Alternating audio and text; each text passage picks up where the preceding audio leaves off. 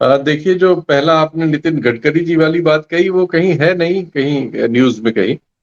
और मुझे नहीं लगता कि मोदी जी का जिस तरह से कंट्रोल है हाँ, चीज़ों पर, उसमें सर वो कोई उनको न्यूज में सलाह। नहीं है, but this is the right information we have.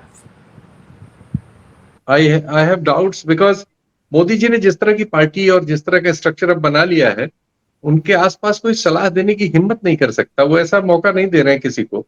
उन्होंने ये मौके सब खत्म कर दिए। वो जब मुख्यमंत्री थे, तब भी उन्होंने अपने राज्य में धीरे-धीरे वो स्थिति पैदा कर ली थी। और उनकी लाइकिंग डिसलाइकिंग बहुत स्ट्रांग है, और वो उस तरह से उनके एक्ट भी स्ट्रांग होते हैं। देखिए, आप जानती हैं कि एक संजय जोशी जी होते हैं। संजय जोशी जी आरएसएस के गुजरात प्रमुख थे, लेकिन मोदी जी की डिसलाइकिंग हुई तो आज वो भाजपा के साधारण सदस्य भी नहीं। और ये बहुत सारे लोगों के मामले में उनका क्लियर है। और मुझे नहीं लगता कि ऐसी परिस्थिति हो सकती है कि गडकरी जी उनको सलाह दें।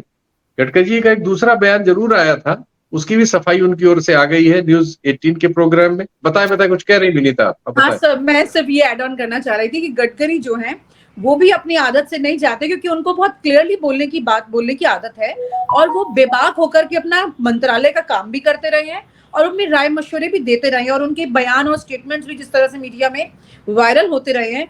तो ये उन्होंने सलाह दी है, पार्लियामेंट चल रही है, इस दौरान की बात है। लेकिन वही मेरा सवाल था कि क्या प्रधानमंत्री के ऊपर उनकी राय का कोई असर, क्या वो सोचेंगे इस बारे में? अब मैं इसी पे आ रहा हूं, मैं आज के तथ्यों पे आ रहा हूं, क्योंकि मैंने आज उसको फॉलो किया है। आज उनका एक दूसरा बयान आ गया था, मीडिया में चला 3-4 घंटे। और टाइम्स ऑफ इंडिया ने उस पर पहली खबर की थी, तो टाइम्स वेब पे आने की बाद मैंने फोन किया टाइम्स में, संबंधित पत्रकार से मेरी बात हुई। और मुझे पता चला कि गडकरी जी के ऑफिस ने तत्काल फोन करके उसका खंडन करवाया। उस खबर में खंडन साथ साथ लगा।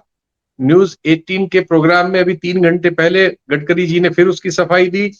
और बाद में उनके यहाँ से जो भी रिपोर्टर पूछने गया, उन्होंने क्लैरिफिकेशन दिया कि वो अपने नागपुर के मतदाताओं के बारे में वैसा कह रहे थे कि नागपुर के मतदाता उन पर बहुत सी ऐसी बातों के लिए दबाव डालते हैं जिनको वो पालन नहीं करना चाहते, और चाहे इसके लिए अगला चुनाव वो लड़े या न लड़े, अगर मतदाता नहीं चाहेंगे तो नहीं लड़ेंगे, लेकिन ऐसी बातों पे वो झुकेंगे नहीं।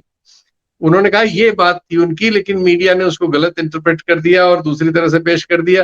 ये सफाई बताती है कि दबाव कितना है, कि एक सीधे साधे बयान पर भी वो इतनी भारी सफाइयां गडकरी जी दे रहे हैं। फिर उनका ट्विटर अकाउंट देखिए, आज उन्होंने 3 खबरें नरेंद्र मोदी जी की अपने से रीट्वीट की हैं।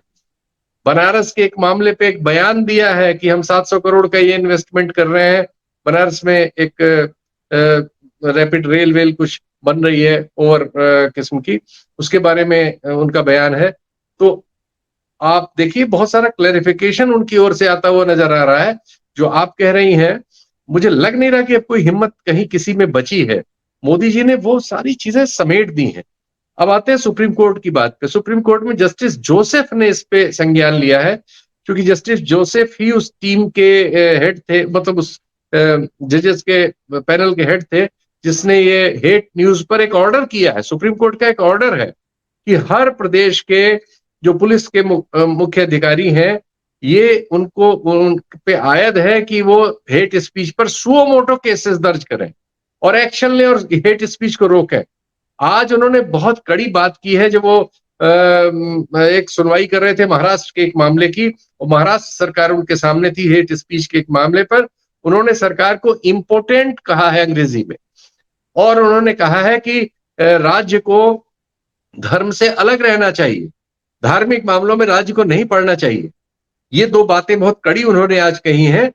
और ये भी कहा है कि ये आदेशों का पालन नहीं हो रहा है, इसलिए ये हेट स्पीच जो है इतनी बड़ी समस्या बन रही है। क्योंकि राज्य सरकार सरकार राज्य नहीं कहा है उन्होंने, सरकारों कहा है कि सरकारों की नीयत ही नहीं है हेट स्पीच को कर्म करने की। ये तीन बड़ी बातें आज सुप्रीम कोर्ट ने कही हैं। क्योंकि जस्टिस जोसेफ जो है वो कंटिन्यूअसली इस मामले को देख रहे हैं, उन्होंने इस पे फैसला दिया था, इसलिए उन्हीं की बेंच में ये मामले जा रहे हैं और वो इस पर लगातार सख्त बने हुए हैं। लेकिन सरकारें लगातार इस पे कोई सुओ मोटो कार्रवाई दिल्ली में नहीं हुई। जो दिल्ली के मामले वो 1-2-3 हैं जो पिटीशन में है, किसी दिन उन पे भी सुनवाई होगी या आने वाले दिनों में ही लगे हुए होंगे। उनमें कहाँ कार्रवाई हुई? जो गाजियाबाद के बाबा के बारे में थे टेप और अन्य लोगों में, सभी में किसी में कार्रवाई होते तो हम नहीं देख रहे। तो लेकिन मतलब उनके आदेश, सुप्रीम कोर्ट के आदेश के बावजूद उसका राज्यों में कोई पालन नहीं हो रहा है, खासकर बीजेपी शासित राज्यों में, जहां हेट स्पीच उनके राजनीतिक अभियान का एक हिस्सा है और जो उनको राजनीतिक रूप से फायदा पहुंचाती है और पहुंचा रही है।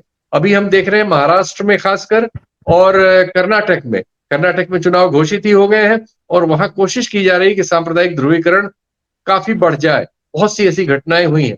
महाराष्ट्र में चुनाव होने हैं, वहां महाराष्ट्र विकास अघाड़ी नाम की जो ताकत बनी है 3 दलों की, उससे कड़ा मुकाबला है, बीजेपी को खतरा है। इसलिए वहां भी ये लव जिहाद पर जिलों में और जनपदों में रैलियां होना और ऐसे मुद्दों पर ऐसी बातें कहना जिससे सांप्रदायिक ध्रुवीकरण बढ़े, ये तेज हो गया है।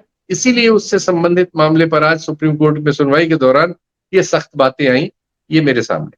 और आप हमसे जुड़े रहने के लिए सब्सक्राइब करें YouTube पर, फॉलो करें Twitter पर और लाइक करें Facebook पर। और ज्यादा जानकारी के लिए आपको टाइप करना होगा सिर्फ न्यूज नशा।